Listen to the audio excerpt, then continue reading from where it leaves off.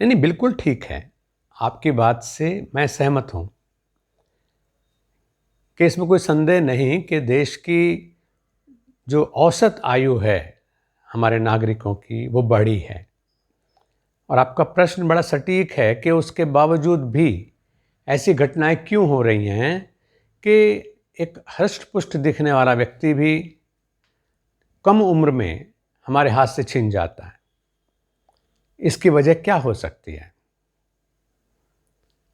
मुझे ध्यान आता है कि हमारे बुजुर्ग, हमारी दादी माँ, आपके भी, आप अपने घर के बारे में सोचें तो आप देखेंगे कि आपके बुजुर्ग लंबी आयु पाए, खुशहाल आयु पाए, संतुष्ट और तृप्त आयु पाए।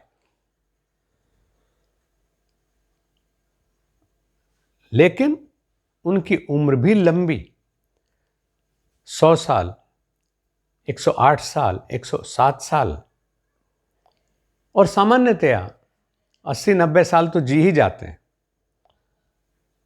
उसकी केवल एक वजह है कि आज जिस व्यक्ति के बारे में, जिन व्यक्तियों के बारे में आप ये पूछ रहे हैं, वो हैं जो अपनी महत्वाकांक्षा की वजह से, अपनी लोकेशना की वजह से, अपनी वासनाओं की वजह से एक शरीर में 10-10 लोग रहते हैं। हाँ, 10-10 लोग रहते हैं। मेरा भारत भूषण का परिचय योग साधकों के बीच में ये होना चाहिए, जनमानस के बीच में ये होना चाहिए, फलां व्यक्ति के सामने ऐसा होना चाहिए, पारिवारिक संबंधों में ऐसा होना चाहिए। यानी हम हर जगह अलग तरह से दिखना चाहते हैं, इसलिए उन सभी लोगों को जैसा जैसा हम दिखना चाहते हैं, उन्हें एक जीवन के अंदर, एक शरीर के अंदर हम जीते हैं। उसका परिणाम क्या होता है? एक व्यक्ति को अगर परमात्मा ने 100 साल की उम्र दे करके भेजा है, और भेजा है उन्होंने तो यही कहा ना, और आप प्रार्थना भी यही करते हैं कि 100 साल जीने का अधिकार है, और उसको बांटा कि 25 साल ब्रह्मचर्य, 25 साल गृहस्थ आश्रम, 25 साल फिर वानप्रस्थ आश्रम, और वानप्रस्थ आश्रम के बाद फिर 25 साल और उससे भी आगे हम सन्यास जिए, धर्म और लोक धर्म के लिए जिए। और वहाँ पर आप ही प्रार्थना करते हैं कि जीवेम शरदः शतम, पश्येम शरदः शतम, शृणुयाम शरदः शतम, प्रब्रवाम शरदः शतम, अदीनास्याम शरदः शतम, भूयश्च शरदः शतात्। कि हम 100 साल तक जिए।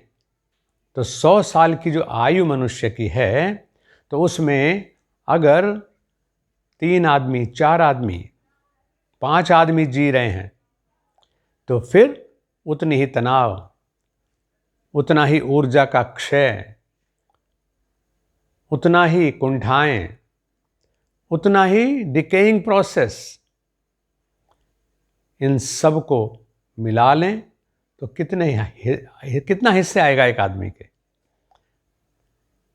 यानी एक शरीर में जब अधिक लोग रहते हैं, तो वो जो अंतर कलह, अंतर विरोध की स्थिति होती है, वो हमारी आयु को हरण कर लेती है, जिसका परिणाम ये होता है कि जब तक जीते हैं तो हम तनाव में जीते हैं, जब तक जीते हैं हम अतृप्त होकर के जीते हैं, अधूरी रह जाती हैं हमारी वासनाएं।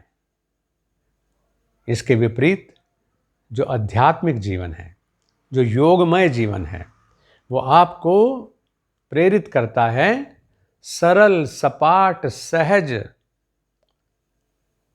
संतुष्ट और प्रबुद्ध जीवन के लिए।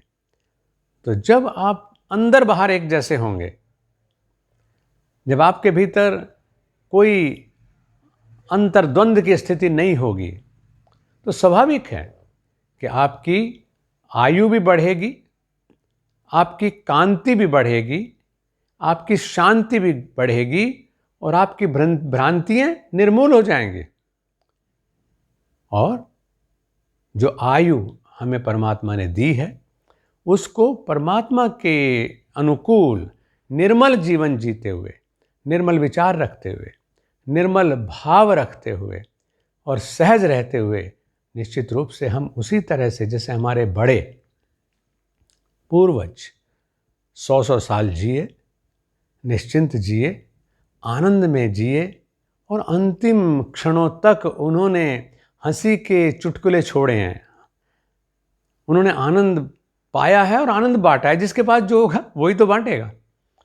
तो जो बांटा है उन्होंने, तो उनके पास था। आज हमारे पास असंतोष है तो हम असंतोष बांटते हैं, हम द्वेष बांटते हैं, हम स्पर्धा बांटते हैं और हम बांटते हैं ये कि किस तरह से छद्म जीवन जीने का रास्ता पा करके हम सफलता पा लें। ऐसा हो ही नहीं सकता। जैसी राह होगी मंजिल वैसी ही होगी।